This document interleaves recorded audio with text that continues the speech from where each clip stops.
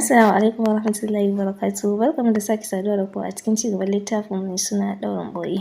Idan wannan shi ne zuwanki na farko ko zuwanka na farko, muna roƙon da ku danna mana subscribe tare da alamar ƙararrawa domin sanar da ku sababbin shirye-shiryenmu da zarar mun ɗora.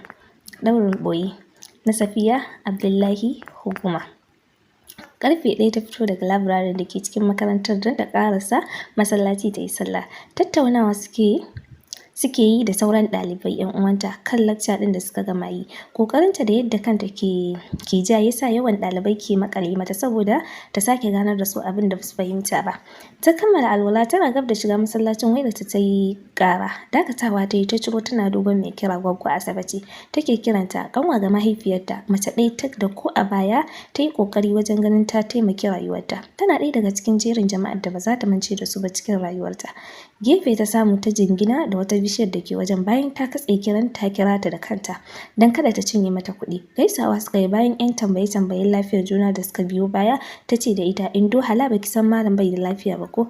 Kai haba, tun yaushe Gwaggo? Sati kusan 2 kenan har a asibiti cikin gari ya kwanta. Amma alhamdulillah yanzu jikin nasa da sauki. An sallamo shi ya kwana 3 yana gida ma. Ayya Allah ya sauke ba shi lafiya. Insha Allah zan shigo garin cikin ƙarshen satin nan. Ki yi masa sannu kafin na iso zai ji. Sai kin zo Allah ya kawo ki lafiya. Amin Gwaggo, na gode. Ki gaishe min da su Lami. Za su ci. Daga haka ta katse wayar ta maida ta cikin jakarta tana sauke ajiyar zuciya. Ta tabbatar ba dan Gwaggo Asabe ba. Babu lallai ta san da rashin lafiyar malam ɗin. Ta rasa wani irin baƙin abu ta aikata har baƙin jini yake bibiyar ta wajen danginta na uwa da uba. Me ta yi musu haka da kowa ma bai damu da rayuwarta ba. A hakan ma takan iya cewa alhamdulillah da yadda ta tsinci kanta a yanzu akan shekaru kusan 7 zuwa 10 baya da suka shuɗe. Wanda abin ya yi tsananin da har ba ta marmarin tunawa. Sai dai har yau akwai wawa keken tabo da gibi cikin rayuwarta wanda bata san ranar da wannan gibin zai cike ba. Bata san ran da wannan babban jigo zai raɓe ta ba. Bata san yaushe zai yoyo ya dubi rayuwarta ba. Duba irin na idon rahama.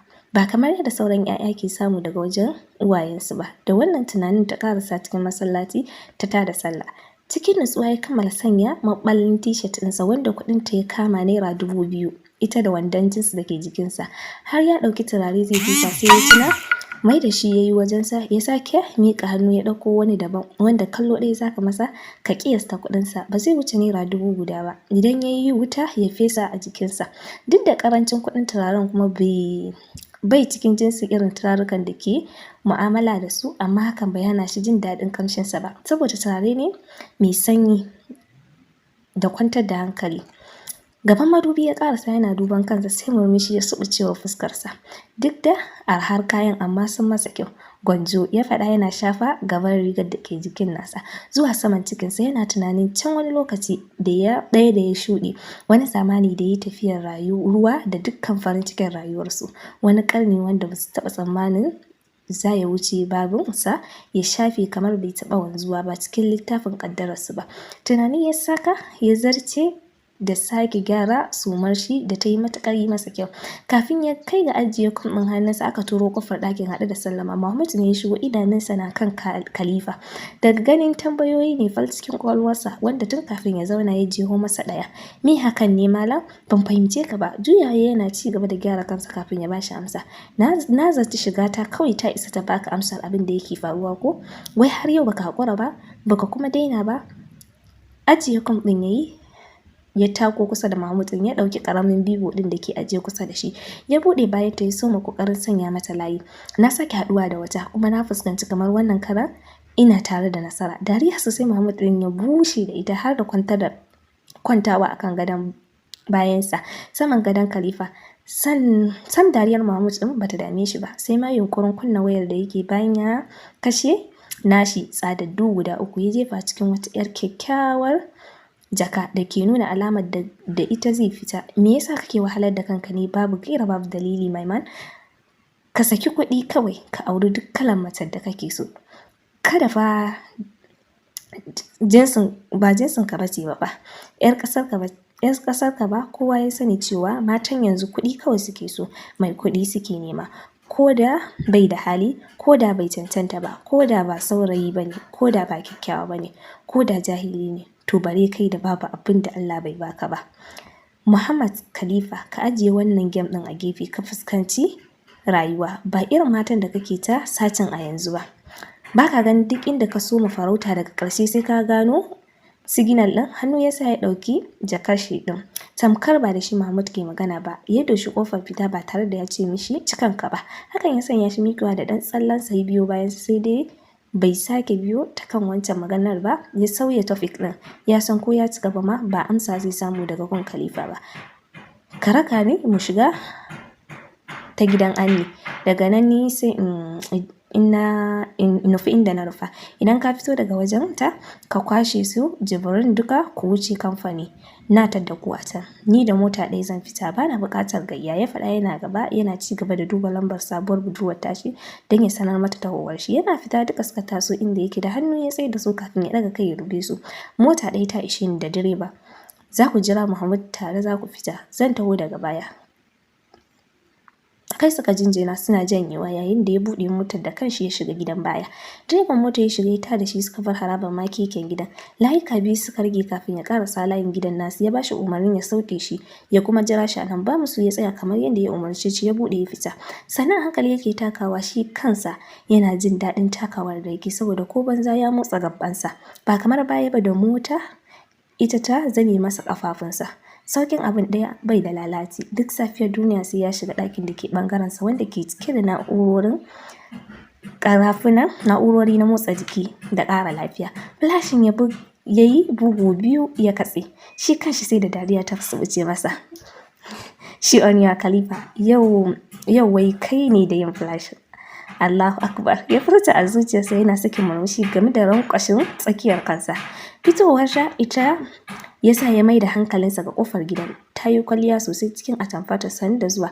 Ta furta tana wugul ga ido kamar mai neman wani abu, amma sai ta basar saboda jin kanta da take a mace mai aji. Yau barka da fitowa. Ina kuma abin hawar yau? Ta tambaya kai tsaye tana duban shi. Wani abu mai kama da mamaki ya so mamayarsa, amma sai yi hanzarin kawai da shi ya ce, kin san karfan Nasara ba shi da tabbas. Yau ya ki tashi, kawai sai na yanke na taho a ta haya. Kan bala'i ana wata ga wata. Ta furta ƙasa sarai ya ji ta, amma sai ya ce na'am me kika ce? Babu komai, shigo daga ciki. Ta faɗa ranta alamun a ɓace. Bai musa ba, ya bi bayan ta har sitting room ɗin gidan, duk da cewa ba baƙonsa ba ne gidan, don zuwan shi kusan na uku kenan. Kallon ƙofar zuwa na biyu za ka yanke mazaunin gidan, ajin rayuwar da suke ciki. Ba alamun suna cikin talauci. Dukkan wata alama ta rufin asiri akwai ta a gidan, kamar yadda ya tsammaci akwai tarbiyya gwargwadon a gidansu Khadija. Nan ta masa masauki, ta gabatar masa da abin motsa baki kamar kullum, sai dai abin da ya fuskanta, abin da aka kawo masa jiya idan ya sake zuwa yawansu da tsadarsu kan ragu. Idan kek da donut da lemo ya ci, to zuwa na gaba donut da lemo kawai zai samu. Ya san bai taɓa baiwa Khadija komai ba, haka ita ma bata taɓa roƙonsa ba, sai dai amma ya lura duk sanda suka yi sallama zai tafi ba tare da ya miƙo komai ba, yakan ga ɓacin rai ƙarar a fuskarta. Har idan ya koma gida ya kira ta da zumar gaya mata ya iso, ba ta ɗagawa, sai dai duk ya share wannan, bai sanya shi a babin komai ba. Tun kafin a ci Talata da Laraba a hirar tasu ta gyara zamanta tare da sake lankwashe murya. Daman Muhammad, akwai maganar da nake so ne, ina sauraron ki, ya faɗa yana harɗe kafafun shi waje guda tare da zuba mata idanunsa. Haka nan ta ji ya mata kwarjini, abin da take yawan tunani kenan, me yasa yake yawan cika mata ido, wanda wannan dalilin yasa tun zuwansa na farko da na biyu da ta fuskanci ba kalar wanda take lalube ba ne, ta kasa masa bayani. Janye ƙwayar idonta ta yi cikin dakiya ta ce, dama biki zami na wata ƙawata, so an fidda anko nake so kaman. Janye yatsansa da ke saman leɓensa yana ɗan motsa jikinsa kaɗan, sannan ya ce, kamar nawa ne kuɗin how much? Sai da ta yi rolling ƙwayar idonta sannan ta ce 30,000 ma is okay, idan sun samu ne kuma ina buƙatar 14K. Murmushi ya ƙwace masa, sai dai iya shi da zuciyarsa ba kuɗin da tambaya bane suka bashi mamaki, don ba matsalarsa bane, don a yanzu haka akwai ninkinsu a wajensa wanda ya fito da su ne yau don ya mata kyauta. Matuƙar ta sake tsallake yau ɗin bata nemi komai daga gunsa ba. Mamakinsa shine yadda yarinya budurwa da bata rasa ci sha sutura daga gidansu ba take iya duban ƙwayar idon namiji ajnabinta ta roƙe shi kuɗin da za ta ɗinka sutura jikinta haka kanta tsaye ba kunya. Tamkar ta bashi ajiya ne. Kai yake kiɗawa a hankali, zuciyarsa na gaya masa bata gama cin jarabawa ba. Ba shakka yana ji, ya naji kayi shiru ne, ta tambaye shi tana ɗan bata rai game da fiddo ido waje. A'a babu komai, kawai gani nayi kuɗin basu yi yawa ba. Kawai gani nayi kuɗin basu yi yawa ba, tsafta ɗinki girar sama da ta ƙasa. Just 30 to 40k ɗin ne suka yi yawa, ko iyawa ne ba za ka yi ba. Thank God da ba a gaban ƙawayena ba ne da nake cika musu baki a kanka. Na ji kunya, murmushi ya saki yana miƙewa tsaye. Ba za ki ji kunya ba insha Allah, zan shiga na fita amma sai kin ɗan min haƙuri kaɗan. Kin san abinka da almajiri mai nema, ba damuwa in dai za su samu, amma kar su wuce nan da 1 week don Allah. Ta ƙara shi magana a shagwaɓe, kai kawai ya iya jinjinawa. Mamaki na kashe shi, haka ta yi masa raki har ƙofar gida, yau cike da kulawa, sannan ta juya da kuma shi kuma ya ci gaba da takawa yana juya abin da ya faru tsakaninsa da Khadija har ya isa bakin mota, wanda tuni direba ya buɗe masa ya shige, shi kuma ya maida ta ya rufe, sannan ya shiga mazauninsa ya tada motar suka bar unguwa. Ashe duk kanwar Jati, ya faɗa ƙasa-ƙasa cikin sigar tambayar kansa da kansa. Bayan ya ciro sababbin kuɗaɗen da ke ajihunsa ya ƙare musu kallo, ya watsa su cikin wata ma'ajiya da ke motar, ya maida ta ya kulle yana sauke ajiyar zuciya. Kansa ya shafa sau biyu yana kiran sunan Allah, sannan ya maida idanunsa ya lumshe yana ajiyar numfashi. A hankali take takowa bayan fitowarta daga kicin ɗauke da babban tire da ta shirya abincin dadi a kai. Zuwa inda yake zaune yana fama rubuce-rubuce cikin wasu takardu, yayin da gimbiyar tasa Hajiya Sa'adatu Mumi ke zaune gefen shi cikin kwalliya tana aikin duba tashar da za ta dace da kallon da. Duk da yawan ma'aikatan da ke gidan, hakan san bai damu Aishatu ba ko ya tsone mata ido. Takan bata lokaci a duk sanda take da dama ta yi girkin da za ta ciyar da mutanen gidan, musamman dadi, mutumin da ke da kima idanta, mutumin da take masa kallon mahaifi. Kai tana iya cewa abin da ya yi mata ko mahaifin da ya yi silar kawo ta duniya bai yi mata shi ba, don ba za ta iya cewa yau ga daɗin da mahaifi yake da shi ba. Gabansa ta ajiye tire ɗin cikin nutsuwa a ladabci, ya ɗan ɗaga kansa ya dube ta, fuskar shi washe da fara'a. Sannan Indon Baffale murmushi ta saki saboda kiranta da wani suna da ya shuɗe can baya cikin tarihin rayuwarta. Sai da ta dukar da kanta ta koma can baya ta raɓe, tana jiran ya bata dama ta sanar masa tafiyar ta ƙauye da take so ta yi gobe Asabar, ta dawo Litinin tunda bata da makaranta ranar Litinin ɗin.